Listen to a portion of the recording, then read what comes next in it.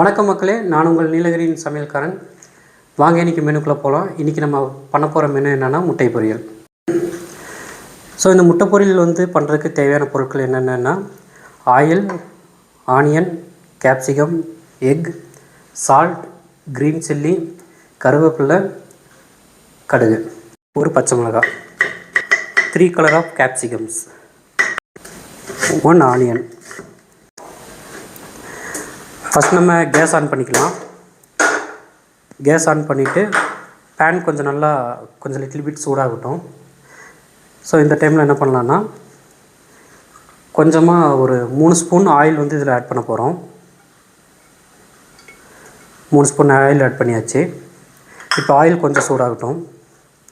கொஞ்சம் எண்ணெய்லாம் எல்லா சைடும் போகிற மாரி இப்படி கொஞ்சம் நல்லா பேனை இப்படி சுற்றி வச்சுக்கோங்க. இப்போ எல்லா சைடுமே என்ன ஆகும்னா ஆயில் ஸ்ப்ரெட் ஆகும்.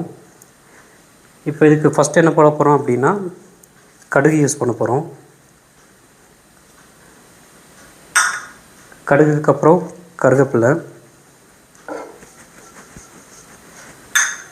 கருவேப்பிலைக்கு அப்புறம் நமக்கு வெட்டி வச்சுருக்க பச்சை மிளகா,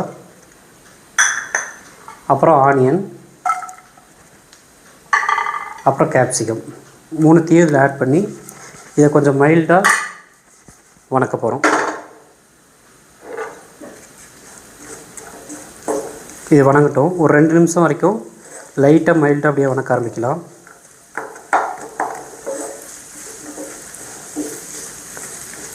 இது வணங்கிட்டுருக்குது. இந்த வணங்குற டைமில் நம்ம என்ன பண்ணலாம் அப்படின்னா இந்த முட்டை பொரியலுக்கு தேவையான அளவு உப்பை கொஞ்சம் நம்ம இதில் ஆட் பண்ண போகிறோம்.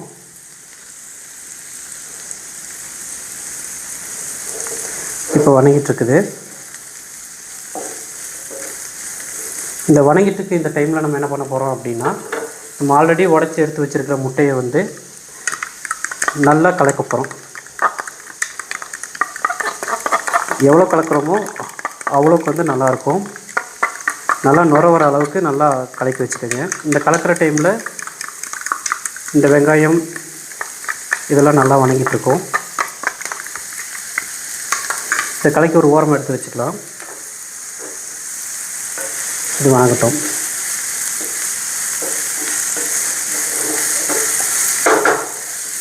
ரொம்பவும் வணங்கக்கூடாது. ரொம்பவும் ஏன் வணங்கக்கூடாது அப்படின்னா இந்த கேப்சிகம், ஆனியன், க்ரீன் சில்லி இதெல்லாம் என்ன ஆயிரும்னா ஓவர் குக் ஆயிரும். அதனால் நம்ம என்னென்னா லைட்டாக வணக்கிக்கலாம். ஒரு 40% இது வெந்தால் போதும். அப்போ தான் இந்த முட்டை பொரியலுக்கான அந்த ஸ்ட்ரக்சர் கொஞ்சம் நல்லா கலர்ஃபுல்லாக அழகாக கிடைக்கும். இது வணங்கட்டும் நல்லா.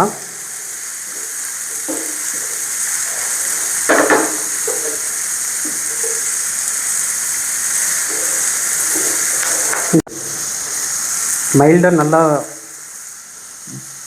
ஃப்ரை ஆகிருக்கு. அதேமாரி கலரும் போகலை. ஸோ இந்த டைமில் என்ன பண்ணுறோம் அப்படின்னா நம்ம இந்த கலக்கி வச்சுருக்கிற இந்த முட்டையை இதில் ஊற்ற போகிறோம்.